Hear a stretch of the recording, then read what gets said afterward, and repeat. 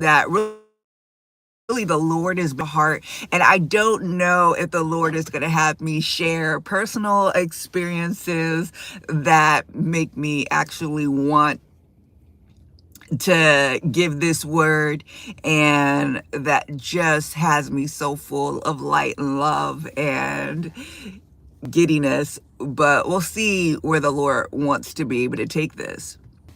So the word that God gave me today really was focused on surrendering to the plan that God has for you.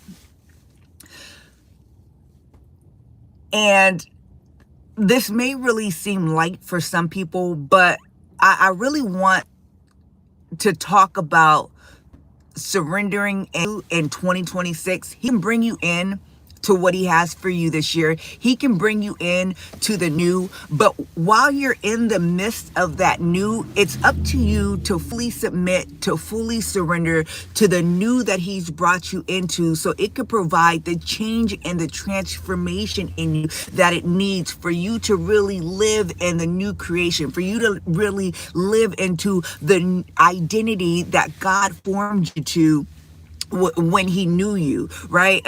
Before you even took breath. So it can be the catalyst for change in your life to get you now on the trajectory of destiny that he so desires. See, when you enter into something, so many people have said yes to God, whether it be a relationship, a ministry, a job, a new lifestyle, a new way of doing things, a new way of living, etc. But you're not fully invested. You are 1 foot in for the ball to potentially drop on this new thing. So it's kind of like you're not really allowing yourself to fully bask in, to fully be immersed, to fully be given into this thing that the Lord has brought you into, so it can affect the change that it needs to.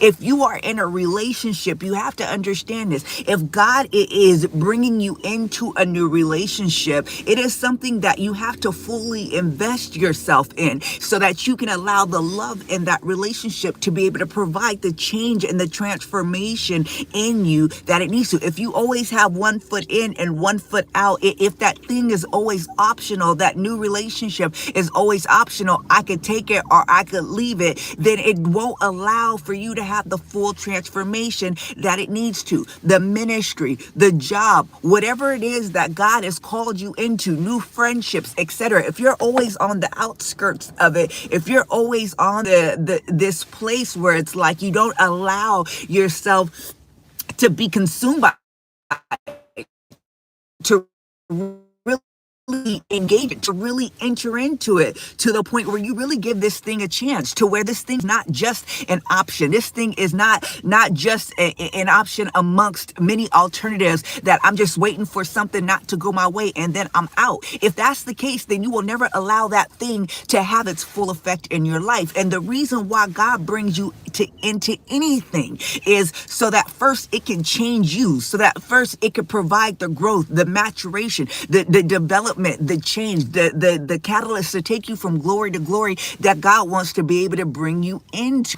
It is like, gosh, the Lord is just giving me so much right now, and I have somewhere that I have to be at a certain time, so I hope that I can get it all out. But it is this thing to where if you're constantly resisting, if you're constantly at odds, if you're constantly struggling, if you're at war with trying to stay on the outskirts of something, trying to stay on the fence of something, and not allowing yourself to fully be engaged in something, you are preventing it from doing the work that it needs to be able to do in your life. You see, some things will come into your life and it's almost like a blob. Y'all remember that movie back in the day, The Blob? It's almost like the blob that is seeking to like cover you, and in that coverage it's going to change, it's going to transform. But some people are resisting that blob being able to, at some point, with all the fighting and with all the resisting, you have to taking place, that this thing that you're engaged in, that God brought you into, is trying to do a work, and you need to be able to allow that work to be done. You need to allow that change to take place. And the only way that could happen if you stop resisting, And if you just surrender and submit to it and allow it to be able to do its work, the Lord is telling me to talk about in my own personal life. Gosh. Um,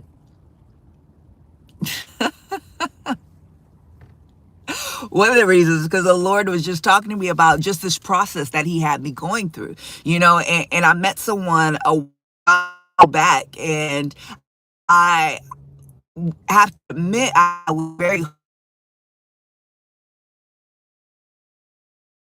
hardened type of posture. And at some point in the midst of energy, I had a very hard this relationship just by the nature of the way how this man is and showed up. I realized that I was trying to